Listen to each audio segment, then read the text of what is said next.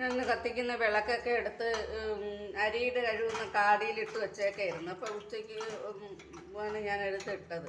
അപ്പോൾ എനിക്ക് തേക്കാൻ സമയം കിട്ടിയില്ല, എപ്പോഴേ സമയം കിട്ടിയുള്ളൂ. ഈ അരി കഴുകുന്ന കാടിയിലിട്ടാൽ വിളക്ക് നല്ലതുപോലെ വെളുക്കുമെന്ന് പറയും. ഇപ്പം ഇതുപോലെ ഉള്ള വിളക്കാണ് ഇത്.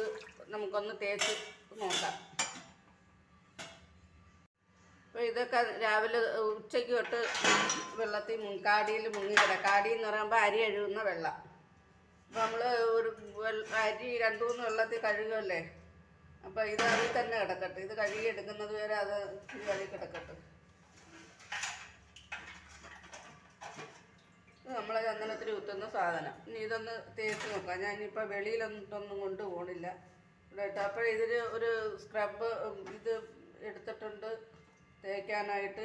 അതിൻ്റെ അകത്ത് ഇച്ചിരി എന്തോ നമ്മൾ പ്രില്ലൂടെ ചേർക്കണം. പ്രില്ലൊഴിച്ച് തേക്കാം.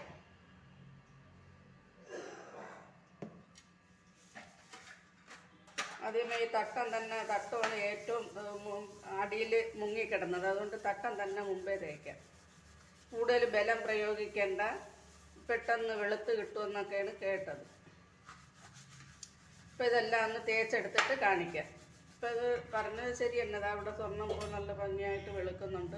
അപ്പോൾ ഇതെല്ലാം ഒന്ന് തേച്ചെടുക്കാം. ഈ വിളക്ക് കരി പിടിച്ചതൊന്ന് തേച്ച് വെക്കാം.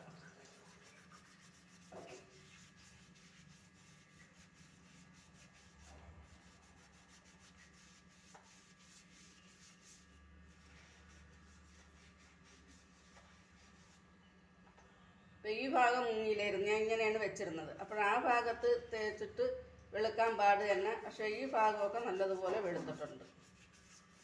ഇനി എല്ലാം തേച്ചിട്ട് കാണിക്കാം. ഇത് ഞാൻ തേച്ചെടുത്ത് കഴുകിയെടുത്തപ്പോൾ ഇതുപോലെയാണ് കിട്ടിയത്. ഇനി മറ്റതുകൂടെ കഴുകിയെടുക്കാം. എന്നാലും വലിയ കുഴപ്പമില്ല.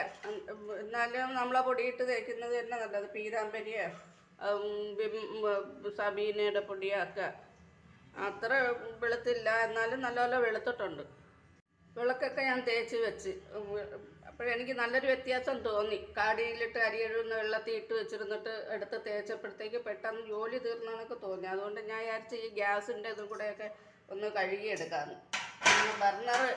ബർണർ എടുത്തപ്പോഴത്തേക്ക് അതിൽ ഒന്നും ഇളക്കാൻ പറ്റുന്നില്ല. ഇതൊന്നും ഞാൻ കഴുകാറില്ല. അപ്പോൾ ഇത് പിന്നെ ഇതിനകത്തോട്ട് ശ്രമിച്ച് നോക്കാം. അപ്പോൾ ഒരു ബർണർ ഇളവുന്നതുമില്ല. ഇളവാത്തത് ഇളക്കാൻ പറ്റുന്ന ടിപ്പ് വല്ലതും ഉണ്ടെങ്കിൽ ഒന്ന് കമൻറ്റ് ചെയ്യണേ പ്ലീസ്.